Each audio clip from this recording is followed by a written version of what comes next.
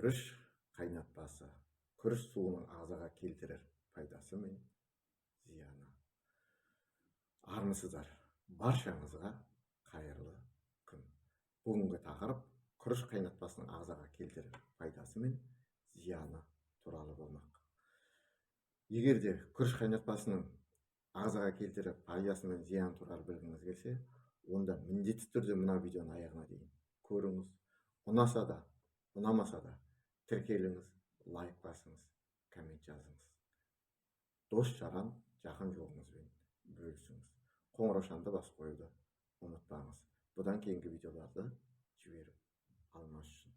Осылай жасау арқылы біріншіден қазақ тілді контенттің өсуіне үлес қосасыз.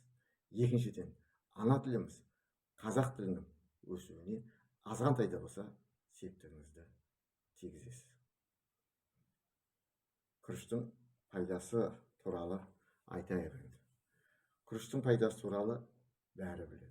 Бұл дақылға мыңдаған жыл болған. Оны біздің дәуірімізге дейін Азия елдерінде өсірген. Бүгінгі таңда дәстүрлі медицинаны ұсынатындар мен салмақ тастағысы келетіндердің және өз денсаулығын күтіп жүретін адамдардың арасында тек күріш қана емес, сонымен қатар күріш қайнатпасы да танымал. Соның ішінде біз күріш қайнатпасының пайдасы мен зияны туралы әңгімелейтін боламыз. Күріш суы несімен пайдалы? Күріш суы немесе қайнатпасы керемет қасиеттерге ие. Бірақ бұл сұйықтықтың дәмі қоймалжыңдалған және жағымсыз болып көрінуі мүмкін. Мысалға, қытайлықтар күн сайын таңертең бір стакан күріш суын ішеді. Бұл таптырмайтын пайдалы сұйықтық. Ағзаға қажетті сиректік сыйлап, ағзаны тазартады. Сусын көптеген пайдалы заттардан тұрады. Минералдардан. Күріш сұйықтығында селен өте көп. В, Е, С тобындағы витаминдерден. Асқазанның шырышты қабығын орап емдейтін ұлпадан тұрады. Сондай-ақ күріш суының пайдалы қасиеттері бар. Олар ағзаның ішкі энергиясын босатады. Тері мен шаштың жағдайын жақсартады.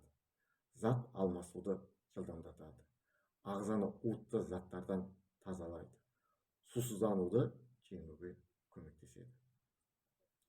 Дәрігерлер бұл күріш суының қасиеттерін баяғыда мойындап атап өткен болады. Бірақ оны аш қарынға ішуге болмайды.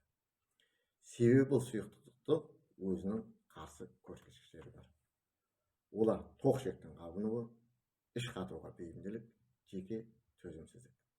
Егер сіз күнделікті тамақтану рационында дәнді дақылдардың қайнатпасын қосуды шешсеңіз, оны дұрыс орындаңыз. Сонымен күріш қайнатпасын қалай дайындаймыз? Емдеуге және салмақ тастауға арналған рецептер. Күріш сусын дайындаудың көптеген рецептері бар. Яғни қарапайымнан басталып, бірнеше қадамдардан тұрататын да рецептер болады. Ең қарапайым рецепт бойынша дайындау. Кастрөлге 2 стакан су құйып қайнатасыз. Содан кейін оның үстіне 2 шай қасық күріш қосыңыз. Бұны шамамен 40 минут қайнатыңыз. Содан қайнатпаны суытып сүзіңіз. Бұл сұйықтықты баланың іші өткенде қолдануға болады. Тағы бір рецепт су кезінде қолданылады. Бұл рецепт бойынша бізге 1 стакан күріш пен тұз және 1 литр су керек. Алдымен күрішті ұн секілді кофе ұнтақтап алыңыз. Содан кейін суды жылытып, оған ақырындап күріш ұнтағын қосыңыз. Сөйтіп қайнатпаны 5 минут қайнатыңыз да суытып, әр 2 сағат сайын ішіңіз. Қайнатпаны қою қылып дайындауға да болады. 5 ас қасық күрішті алтын түсті болғанша қуырыңыз. Содан кейін оны кофе тартқышқа салып ұнтақтаңыз. Сосын жарты литр суды жылытып, оған күріш ұнтағын салыңыз да жарты сағат қайнатыңыз. Күріш қайнатпасы дайын болған соң суытып, қабылдай беруге болады. Салмақ тастау үшін күріш қайнатпасын дайындаудың бірінші рецептін қолдансаңыз болады. Дегенмен сымбаттылығымен ерекшеленетін азиялық әйелдер оны басқалай дайындайды. 1 stakan күрішке 4 kese таза су алыңыз. Күрішті суға салып, оны төмен температурада 2-ден 4 сағатқа дейін қайнатыңыз.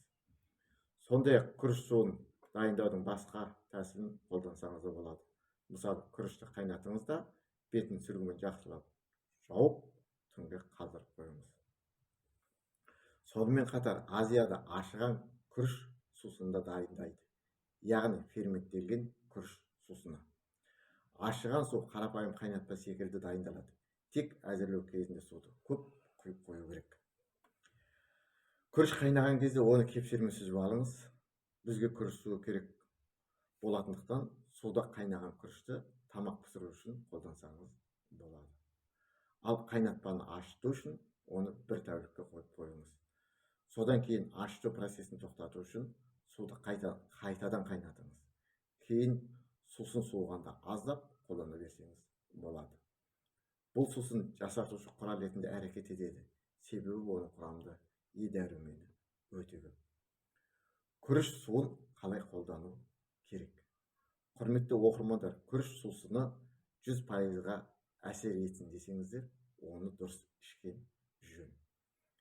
Асқазан және ішек аурулары кезінде алғашқы рецепт бойынша пісірілген күріш қайнатпасын 2 сағат өткеннен кейін стаканның 4-тен 1 бөлігін ішу керек. Бұл сусынды сирек немесе жиі ішуге болмайды. Себебі оның әсері әлсіз болады, немесе ол дәретті тым қатайтып жібереді. Құсыққа қарсы сұйықтықты әр 3 сағат сайын бірнеше ас қашық ішеді. Ал сусынды балаларға беретін кезде дозаны төмендету керек. Оларға 1 ас қасықтың өзі жеткілікті болмақ. Бірақ сәбилерге жиі беріп тұруға рұқсат етілген. Арықтау үшін ішкіңіз келсе, таңертеңнен бастап аш қарынға ішкеніңіз жөн. Бұл ағзаға энергия беріп тазартады. Суды күні бойы тамақтанар алдында кішкене порциямен қабылдау ұсынылады. Егер таңғы асты күріш сусынымен ауыстыратын болсаңыз, аптасына 1 келі тастауыңыз мүмкін. Күріш суын бетке маска ретінде қолдануға болады. Ол үшін күріш суын теріге жағыңыз да 15-20 минут қалдырып, содан кейін таза сумен жуыңыз. Сондай-ақ күріш қайнатпасымен шаш жууға болады. Сонда шашыңыз үлпілдеп, жылтырап тұрады. Көріп отырғандарыңыздай, күріш суы таптырмайтын сусын. Ол ауру кезінде жақсы көмектеседі және барлық сұлулық салонының орнын ешқандай шығынсыз алмастырады. Азиялық әйелдердің бұл құралды көптен бері бағалағандары да таңқаларлық емес. Ал күріш суының ерекшелігі мұра ретінде қазіргі заманның сұлуларына да берілген.